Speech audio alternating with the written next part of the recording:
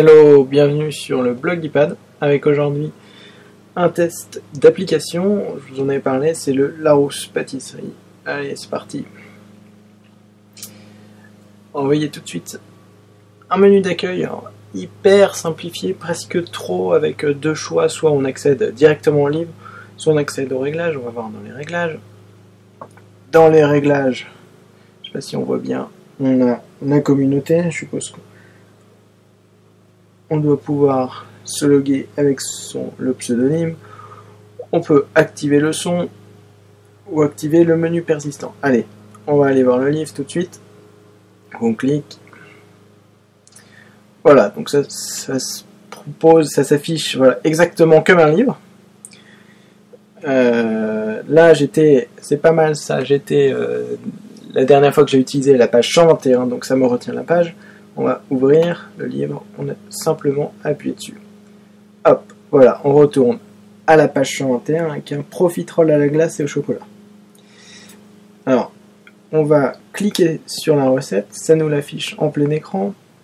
Alors, première chose que je trouve un petit peu dommage, vous voyez, on n'accède pas totalement à l'ensemble des données, c'est-à-dire qu'on ne peut pas avoir et la recette qui se trouve ici, et les ingrédients qui se trouvent ici. Vous voyez, on ne peut pas utiliser le multipoint très bien, vous voyez, on n'arrive pas à recentrer pour l'avoir en entier.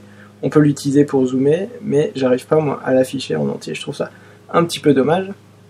Et on va recliquer pour l'avoir, mais là c'est trop petit pour pouvoir lire convenablement. Alors si on clique en haut à gauche ici, on va avoir accès aux options. Si on clique sur livre, on peut naviguer entre les pages. Voilà. On peut tourner les pages comme ceci. Donc c'est plutôt joli, moi j'aime bien.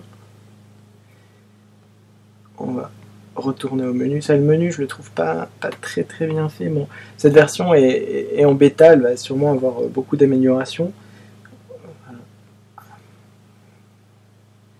Allez, on retourne dans le livre. On va pouvoir accéder au sommaire.